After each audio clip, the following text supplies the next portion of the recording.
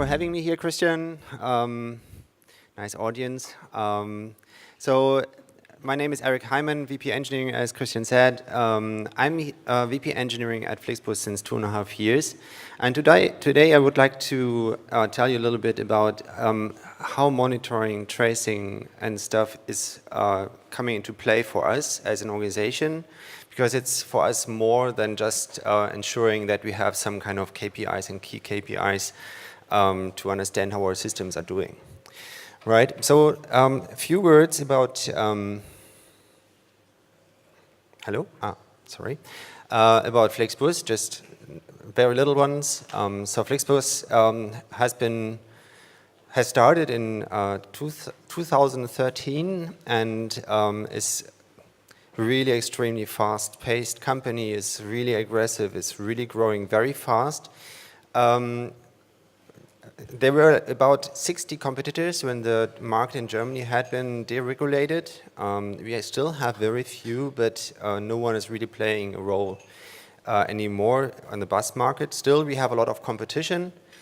The competition is coming from other travel modalities, such as trains and also airplanes. Everything is getting so cheap. So we consider other travel or transportation means our competition. Still, we have more than, or we operate, our partners operate, to be more precise, 2,000 buses. We have 300,000 connections. We are having business in 29 countries, and well, that's not going to stop soon. So we already have plans. We are in the US. We are now on the West Coast, we're starting on the East Coast, and so on. So the company is really, really fast. And that's something also in my professional career. So I started computer science studies 27 years ago, so a long time. And since 21 years now, I'm working in professional businesses, and this is really exceptional. So the company grew, and they started their own agile journey.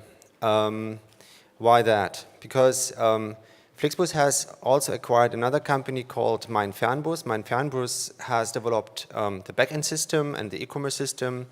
Startup-like, they have created a huge monolith, and they had also multiple locations.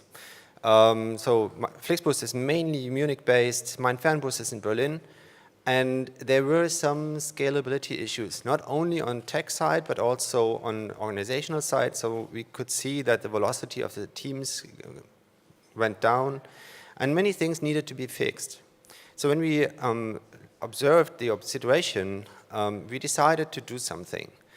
And like our speaker from AWS has said, we were not only looking at technology, we were also looking at culture and organizational style. So what we did was we designed the whole system, the whole organization for self-organization. So why is that so important? So, and why are so many companies and businesses and enterprises talking about Agile? I can't hear it anymore, to be honest, because it is a burned term for me. Agile is just a result of a well-designed self-organization. And many don't understand it. So look at this. This bait ball from mackerels is, of course, there's no master mackerel somewhere, right? So there's no fish giving order to those fishes to organize that. So why is that the most successful strategy for survival of a mackerel? So what you don't see there is that there's a tuna. The tuna is very hungry, and he's really looking hungry, and he would like to eat some of those mackerels. But the fishes there survive because they have three things that make them very strong. They have purpose, mastery, and autonomy. There's also a book from Daniel Pink, The Surprising Truth About What Really Motivates Us, and it shows, based on scientific knowledge, that these three things make us very successful in complex environments. So what we did was we created an organization where this was in our heart. So we created even roles that are attached to those three dimensions. And what we wanted to achieve are really truly autonomous and independent teams based on self-organization, and having some purpose, which is, of course, serving the customers. So, but if we want to have autonomous teams, and if you want that they are really independent, and if you want to make them fast in order to be able to respond on changing business requirements, then we need to have the right technology and architecture as well. Because dependencies are not, and coupled things are not only related to tech and software and spaghetti code. It has so many different dimensions. Can be even people. So if two teams share a UI person, then that's a dependency, because the team can get slow because they need to wait for someone to deliver something, and that's something that we try to avoid. So we also heading towards cross-functional teams, just to have that said. But also on tech side, we wanted to get everything out of their way that is slowing them down. So we have created something that we call FlixOS. It's based on AWS, but also for our legacy data center or our on-premise data center that we also still have. To have a foundation for automation, we're using AWS organizations. Teams have staging environments, they have production environments. They can also take the resources and infrastructure they need. So this is solved by that, but that's not enough, of course.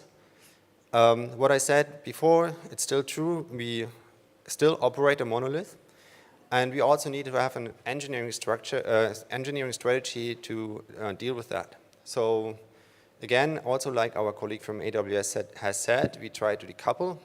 Many do that. It's no rocket science, but it's good engineering. And there are some architectural patterns that are better suited than others, I think. And one that we favor, because it is also perfectly well fitting to our organizational design, is the concept of self-contained systems. Microservices are a part of that. And I like this terminology of having a micro monolith. So for me, a system that does not go beyond a team's domain, a team's scope, is for me not necessarily a bad thing. Right? That's why many startups start like that. It's the fastest way of doing stuff. So, but when it's becoming more complex and harmful for an organization, if teams have to wait for each other, or if one engineer in one team is doing something that is creating a problem for another team, that's not what we want. Of course, you can have unit testing and TDD, BDD, and you name it, but it's not, the silver bullet. Knowing that there is no silver bullet, we are still following this decoupling strategy. We are using also strangler patterns in order to achieve that. We have multiple teams. Altogether, we have 31 teams who are using different technologies to achieve their goal. So let's assume the teams have already fully decoupled everything they need, and we have also dependencies on data level or UI level. But what we do there is we offer Kafka as a service for the teams to communicate using business events, schema registries, so that the teams can fail-safe communicate with each other on a data level, and so on. So all of that is done, but it's getting more and more complex, right? So what can we do to observe the system better? So first of all, it's also, again, like a strategical approach that we need to take. When systems become more and more complex, it's inevitable that systems will fail. You cannot avoid it. So what are the KPIs that you would want to look at? Is it mean time between failures? Or would you like to optimize for recovery and detection? Right? So for us, it's more recovery and detection. Also, we have, or we're still implementing deployment methodologies such as A/B testing, green-blue deployments, canary releases, black deployments, all of those things that are around, that's possible. Having the teams being autonomous, they can choose what they want to do, but still systems in production can fail. And so what we have implemented as a philosophy for the teams is you build it, you run it. So, but if we hand over so much responsibility to the teams, also with PagerDuty, for example, then we need to give them all the means they need to deal with that complexity and also to have the tools they need, they can use to actually observe the systems well enough. And in addition to that, we don't want to respond to problems that are not critical for the business. So if a pod fails or an EC2 bucket is getting full, or but there's no harm to the business, why should an engineer wake up at night? So we implement business KPI-based monitoring. So we're looking at the business KPIs. We are in very close contact with the business people to understand what would actually be harmful for your business, and we try to set up the monitoring KPIs so that the engineers only need to wake up at night when there's really business impact. And well, what we did was, for this system of systems that we have created, also as an organization, we implemented dashboards that are taking data from all the different teams together to have a better understanding of how the business is doing, so that we can, in the end, then respond when it's required, at a level where it's needed, right? And but still, there's something that's needed in addition to that, and so this is distributed tracing. For us, it's even more important to have global distributed tracing, because tracing that's from going from A to B, from one team to another, and maybe back and forth multiple times, I don't know. That's one side of the coin. For us, it's very important that we have global distributed tracing, which means that crossing all technologies.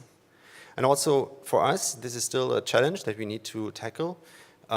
Teams communicate not only using APIs, because we are not only using microservices. We have microservices, sure. But they are also communicating with business events using Kafka.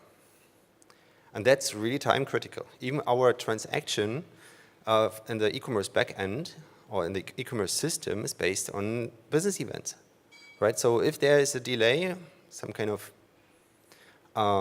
latency in Kafka or based on Kafka, the teams need to know that as well.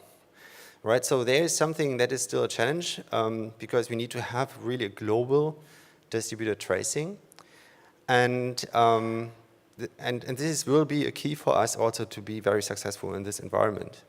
I mean, ideally, the self-contained systems have a very strong pro argument, because they also have the UI component. So our teams have really the customer contact. They are in contact with customers. When they develop a feature and they deploy it, the customer can immediately see it. They don't need to add a feature to an API, ensuring that it's download compatible. And then another team takes that business logic part or the outcome of it and creates a UI presentation. The teams do that themselves. So that's already limiting a little bit the risk of failure. But still, we need that.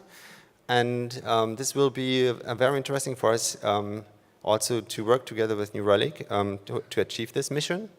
But I can see already that we are on a good trace. I mean, we have more and more visibility on the whole complex infrastructure that we have, and also in failures and for optimization reasons, we have everything we need to make very good progress. And then I can say without New Relic, for the product teams and also with the attachment to PagerDuty, we would have not such a record or journey, technical journey like we did. Yeah, so that's more or less it. I'm very open for discussion, questions. I can tell you whatever I know. So if you're curious, you can ask me.